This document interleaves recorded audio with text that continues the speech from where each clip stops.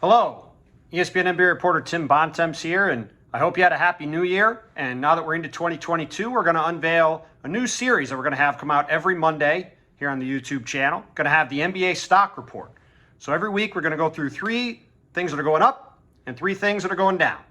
And, it's going to give us a chance to kind of look around the league at what's happening, look at some trends, both good and bad, kind of see where things are headed. So on the stock upside, we have to begin, where else could we start but with DeMar DeRozan, Chicago Bulls guard, who's been absolutely unbelievable this year for the Bulls, part of the biggest turnaround outside of maybe Cleveland in the NBA this season. And DeMar continues his unbelievable season so far with back-to-back unbelievable game winners. First, on the last day of the 2021 year in Indiana, hitting a one-legged three-pointer over 2 guys at the buzzer to beat the Pacers and win that game for the Bulls.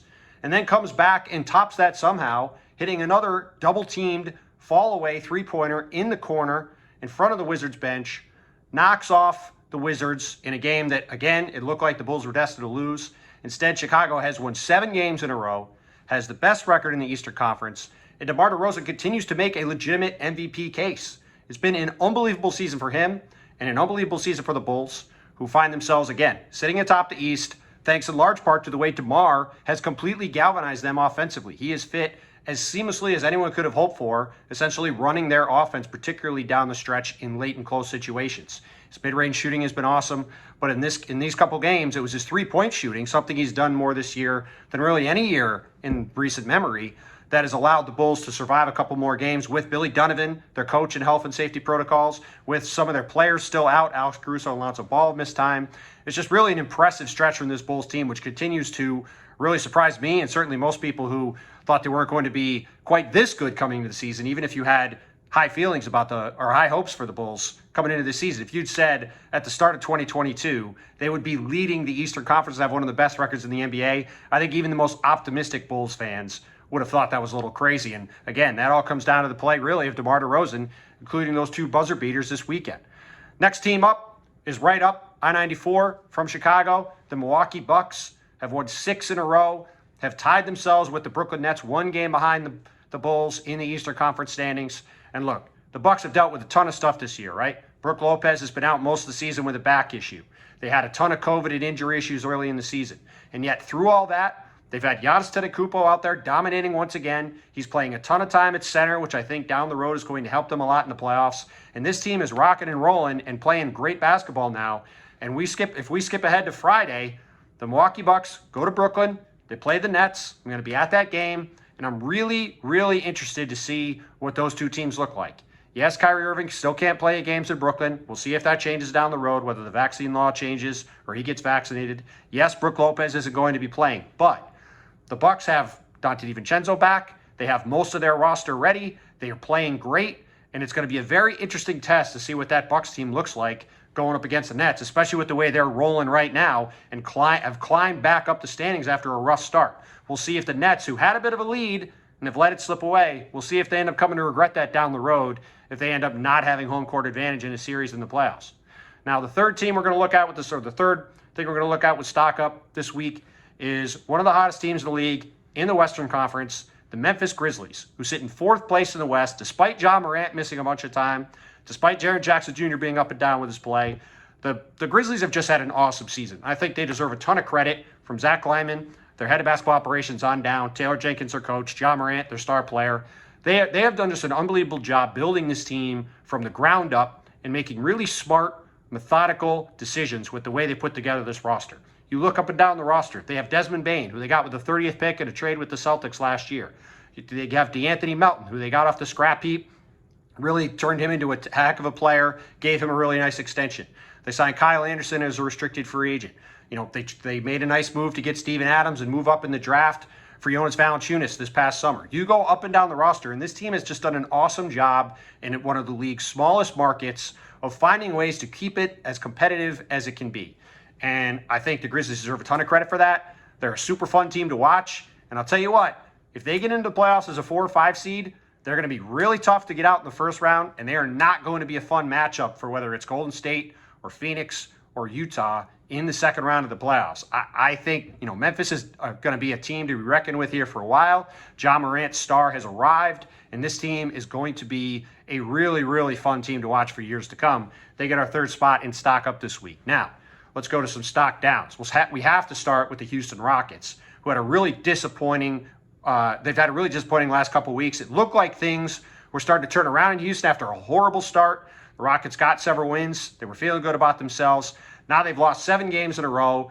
As my colleagues Adrian Wojnarowski and Tim McMahon reported on Saturday night, they had issues in the locker room between Kevin Porter Jr., Christian Wood, and assistant coach John Lucas. Kevin Porter Jr. leaves the arena, doesn't play in the second half. Christian Wood doesn't check into the game in the second half. This situation is ugly, and not only are the Rockets losing, they're now having situations like this. Obviously not what you want to have around a young team that's trying to develop young players like rookies Jalen Green, Alperen Şengün, Josh Christopher, Usman Garuba.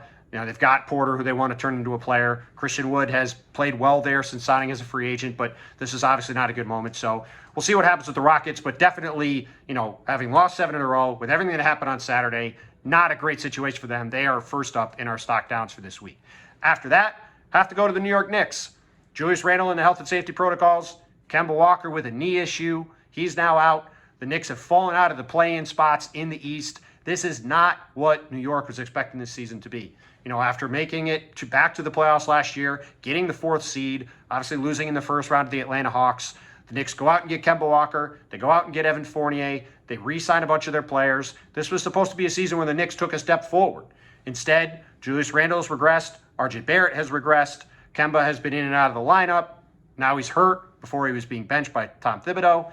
And, this mix has not worked out so far. Now, again, the Knicks are a game out of the 10th seed in the East.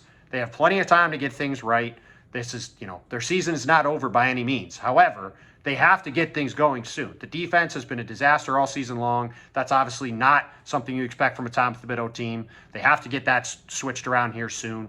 And in general, they just have to start playing better because, look, the Eastern Conference is as good as it's been in a generation. Probably this entire century, it hasn't been as deep and good as it is this season. So there's not a lot of time to get things sorted out. And with teams like the Celtics and the Sixers starting to get right and move back up the standings and get healthy and start to win some games, the time could run short here for the Knicks if they allow this thing to slide the other way pretty quick. And this is a pretty pivotal week for them. They have a game against the Indiana Pacers, a team they can beat, and then they have a home and home on Thursday and Saturday with the Celtics, a team that's coming into New York on Thursday on the second half of a back-to-back. The Knicks can get 3 wins in those games. Things will look pretty good for them a week from now. They lose all 3 of those games, all of a sudden that 1-game deficit might be 4 or 5. Things start to look a lot different. So we'll see what New York looks like from that standpoint a week from now. But for now, they're definitely one of our losers of the week. And finally, we have to look at the Portland Trail Blazers. Lost 4 in a row. They've lost 8 of 10. They've had a ton of injuries and COVID all season long. Damian Lillard's been in and out of the lineup. CJ McCollum's been in and out of the lineup. Chauncey Billups has been out in the health and safety protocols for several days. Things have just not gone well in Chauncey's first season as coach of the Blazers.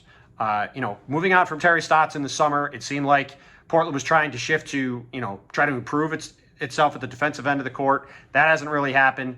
The Blazers sit at 12th place in the Western Conference. And again, this is not yesterday's Western Conference where, you could be a 45-win team maybe and finish 10th or 11th or 12th.